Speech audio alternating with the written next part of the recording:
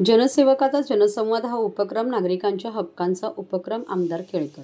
ठाण्याचे जनसेवक आमदार संजय केळकर यांच्या जनसेवकाचा जनसंवाद हा उपक्रम ठाण्यापुरता मर्यादित न राहता मुलुंड घाटकोपर, दादर बदलापूर, दिवा डोंबिवली, कल्याण, पनवेल खोपोलीपर्यंत याची ख्याती पोचली आहे. या उपक्रमात नागरिकांच्या समस्यांचे निरसन होत असल्याने दर सोमवारी आणि शुक्रवारी मोठ्या संख्येने नागरिक आपल्या समस्या, अडचणी, गाऱ्हाणी घेऊन आमदार संजय केळकर यांना भेटायला येतात.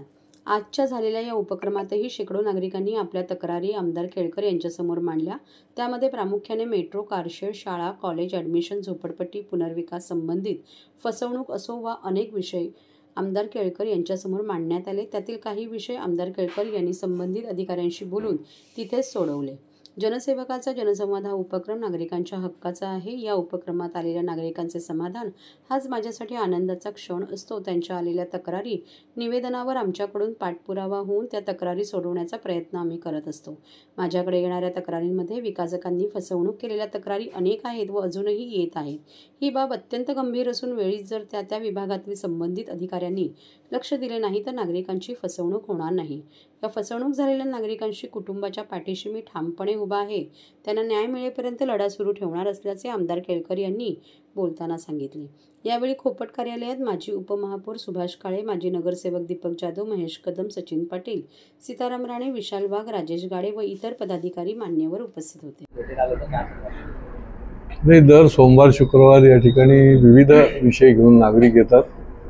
मग मेट्रो कारशेडचे विषय असतील, ॲडमिशनचे असतील, पुनर्विकासाच्या संबंधी झालेली फसवणूक असेल, असे विविध अंगी विषय जे आहेत ते या ठिकाणी हक्काने घेऊन येतात आणि आम्ही सोडवण्याचा प्रयत्न करतो. सर, मेट्रोचा जो कारशेडचा विषय आहे तो अतिशय गहन आहे, त्यातील नागरिकांचा त्याला विरोध आहे. तसं फक्त या संदर्भात आपण मध्यस्थी करतो. मोघरपाडा हा जो भाग आहे, या भागामधले जे शेतकरी आहेत त्यांचा विरोध डेव्हलपमेंटला नाही, परंतु त्यांच्याकडे जी त्या ठिकाणी ते वर्षानुवर्ष शेती करत आहेत तर त्याचं त्यांना काय परतावा देणार, काय मोबदला देणार, याच्याकरता ही शेतकरी जे आहेत ते त्रस्त आहेत. आत्ताच 4 दिवसापूर्वी माझ्याकडे 250-300 महिला, पुरुष सगळे शेतकरी, भूमिपुत्र जे आहेत यांनी माझ्याकडे धाव घेतली होती आणि त्यांनी त्यांचं जे दुखणं आहे, त्यांची जी मागणी आहे, त्यांनी सांगितलं की आम्हाला कारशेड नको असं आमचं. या मातीमध्ये राहणारा माणूस काही बोलत असेल तर त्याचे पहिले मुसके आवळल्या पाहिजेत. अशा प्रकारे आमच्या महापुरुषांना की ज्यांनी या देशाच्या करता आणि स्वराज्याकरता या ठिकाणी कठोर अशा प्रकारचं काम केलं, अशा संभाजी महाराजांच्या म्हणजे ज्यांनी संभाजी महाराजांना हाल केले, अशा या औरंग्याला त्याची वकिली करणाऱ्यांना पहिले आत्महत्या टाकलं पाहिजे आणि कायद्यात देखील बदल करून कठोर अशा प्रकारचं शासन त्या ठिकाणी केलं पाहिजे. सर, सलीम कुत्तासोबत नाचणाऱ्या बलगुजरांना भाजपमध्ये घेतलं हे अति झालं अशी टीका एकनाथ खडसे यांनी केली होती. कसं म्हणतात? निरनिराळे त्याच्या बाबतीमध्ये अशा बाबतीमध्ये प्रतिक्रिया येत असतात. शेवटी साधक बाधक विचार करून आणि त्या ठिकाणची एकूणच बॅकग्राऊंड बघूनच पक्ष विचार करत असतो आणि पक्ष प्रवेश देत असतो आणि त्याच्यामुळे प्रतिक्रिया काही येतच राहतील. मग ते खडसेंची प्रतिक्रिया असो किंवा विविध आमच्या विरोधकांची प्रतिक्रिया असो.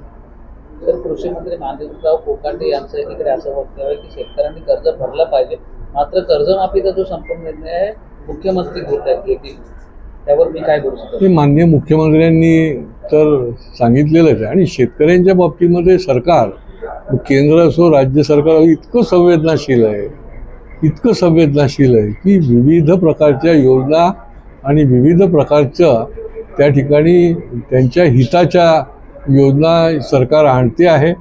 आणि तसंच कर्जमाफीचं देखील माननीय मुख्यमंत्र्यांनी हे देखील सांगितलेलं आहे की योग्य वेळेला आम्ही कर्जमाफीच्या दिशेने देखील निश्चितपणे ठोस अशा प्रकारचं पाऊल टाकणार आहोत. वर जी बैठक झाली त्या बैठकीमध्ये जे ठरलं त्या अनुषंगाने आम्हाला मिळालं पाहिजे एवढीच त्यांची रास्त आणि किमान मागणी आहे. तर त्या मागणीच्या अनुषंगाने माझी त्या अधिकाऱ्यांशी चर्चा चालू आहे. MMRDAच्या अधिकाऱ्यांशी असेल, कलेक्टर ऑफिसची असेल आणि मला वाटतं की शेवटी हा भूमिपुत्र आहे, हा 2-2, 3-3 पिढ्या त्या ठिकाणी राबणारा आहे आणि त्याला पण न्याय मिळाला पाहिजे आणि डेव्हलपमेंटसुद्धा त्याच्यामध्येही कुठल्याही प्रकारचा अडथळा येता कामा नये. त्यामुळे हे काम एकीकडे चालूच आहे, परंतु यांच्या पण हक्काकरता या पुढच्या काळामध्ये बैठकीच्या माध्यमातून त्यांचा देखील प्रश्न निश्चितपणे सुटेल असा मला विश्वास आहे. सर, मनसेने भूमिका घेतली आहे मराठी हिंदी जर सक्ती मराठी भाषेला इंग्रजी शाळांमध्ये जर तिसरा क्रमांक येत असेल तर आम्ही कुठल्या प्रकारे शांत बसणार नाही. तर मुख्यमंत्र्यांनी देखील यावर चर्चा करण्यासाठी वक्तव्य केले, कसं वाटतं यावर? नाही, शासनाने भूमिका घेतलेली आहे. माननीय मुख्यमंत्र्यांनी आणि दोन्ही उपमुख्यमंत्र्यांनी वेळोवेळी या संबंधातली आपलं शासन म्हणून म्हणणं देखील म्हटलेलं आहे. आणि मराठीचा कुठेही त्याला दूर टाकलं जाणार नाही, मराठीचा दुरावा केला जाणार नाही, मराठीचा अवमान होणार नाही आणि मराठीलाच सर्वप्रथम प्राधान्य दिलं जाईल या भूमिकेमध्ये आम्ही देखील आहोत.